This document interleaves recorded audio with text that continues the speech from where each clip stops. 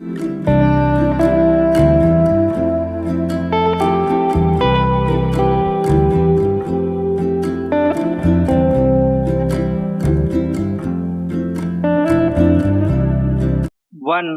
To three start. अध्यक्ष महोदय, सरकार चाहती है कि अन्न के मामले में देश आत्मनिर्भर बने, तो मेरा सुझाव है कि जिन जगहों पर काफी संख्या में ट्रैक्टर से काम लिया जा रहा है, आपको कोई कारखाना खोलना चाहिए और सस्ती कीमत पर उनकी मरम्मत की व्यवस्था करनी चाहिए। आप बाहर से ट्रैक्टर मंगा रहे हैं। मैं समझता हूँ कि यह सारा रुपया व्यर्थ व्यय किया जा रहा है।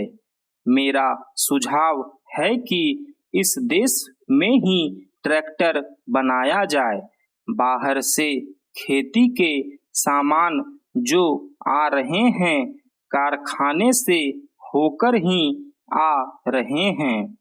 इनको जहां भेजना हो वहां सीधा भेजा जा सकता है, किंतु हो यह रहा है कि पंजाब सरकार द्वारा इनको सारे देश में वितरित किया जाता है। चूंकि इनको पहले पंजाब भेजा जाता है और फिर सारे देश में भेजा जाता है, इसलिए खर्चा ज्यादा लगता है। खर्चा कम करने के लिए, लागत कीमत कम करने के लिए यह आवश्यक है कि इनको सीधे भेजा जाए। मैं समझता हूँ कि इसमें कोई औचित्य की बात नहीं है। इस पर भी आपको विचार करना चाहिए। आपको किसानों की सहायता करनी चाहिए। उनकी हिम्मत आप न तोड़ें।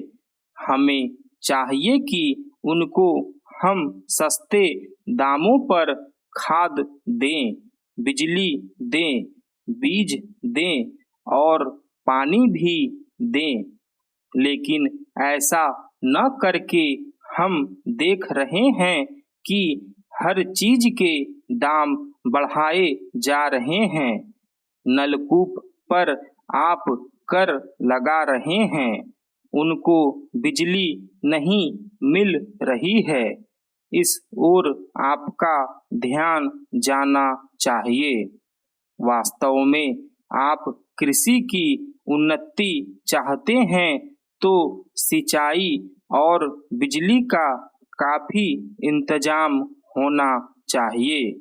जब तक सिंचाई और बिजली का इंतजाम नहीं होगा, तब तक खेती की उन्नति नहीं हो सकती।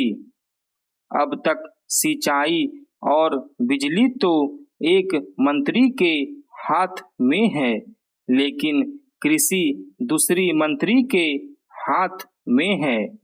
ऐसा नहीं होना चाहिए।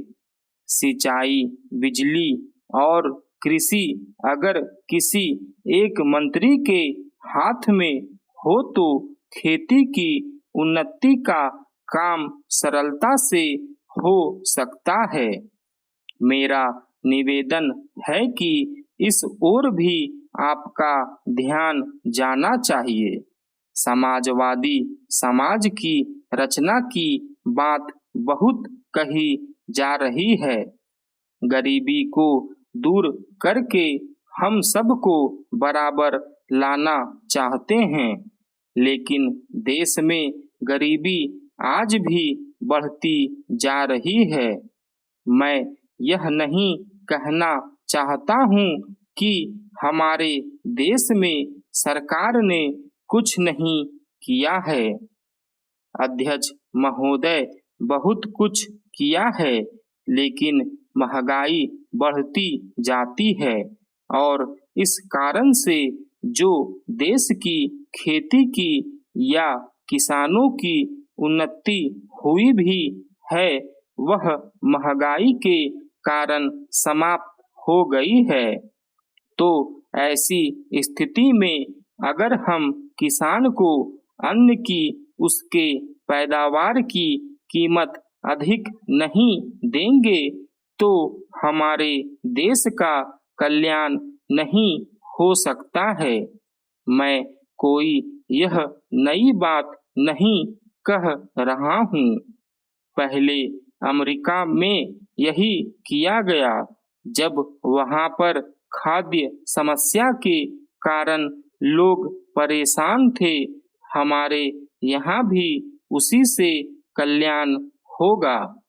हम देख रहे हैं कि सरकार के प्रयत्नों के परिणाम भी अच्छे निकलने लगे हैं, लेकिन दुख इस बात का है कि इस वर्ष सर्दी के मौसम में वर्षा नहीं हुई। फलस्वरूप इस वर्ष जो पैदावार है वह उतनी नहीं है। इसका कारण वर्षा का न होना है। कुछ लोग कहते हैं कि इस वर्ष भी जो पैदावार है पिछले वर्ष की पैदावार के बराबर हो जाएगी, लेकिन अगर वर्षा हो जाती है तो निश्चय ही हमारी स्थिति बहुत अच्छी हो जाती है। मैं देखता हूँ कि इस वर्ष गल्ले की कोई कमी नहीं है, इसलिए मैं समझता हूँ कि गल्ले को एक जगह से दूसरी जगह ले जाने में जो रोक लगाई गई है उसको हटा लेना चाहिए।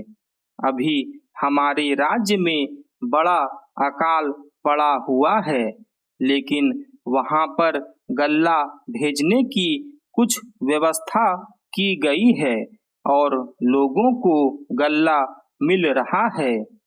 इसका परिणाम यह हो रहा है कि कोई भी आदमी भूखा नहीं मर रहा है।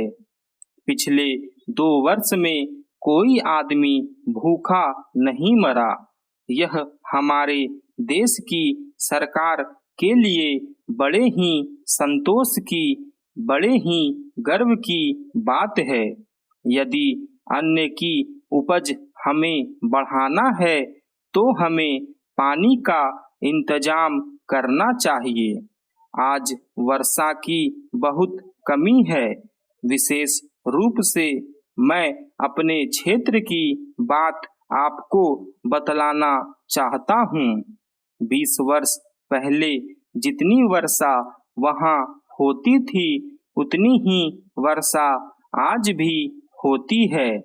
वहाँ नहर भी है, लेकिन नहर का पानी वहाँ नहीं जाता है। नहर के पानी को आगे ही रोक लिया जाता है। बांध भी बना है, किंतु हमारे राज्य के लिए पानी नहीं दिया जाता है। इसका परिणाम यह होता है कि पानी न मिलने के कारण लोगों को काफी परेशानी का सामना करना पड़ता है।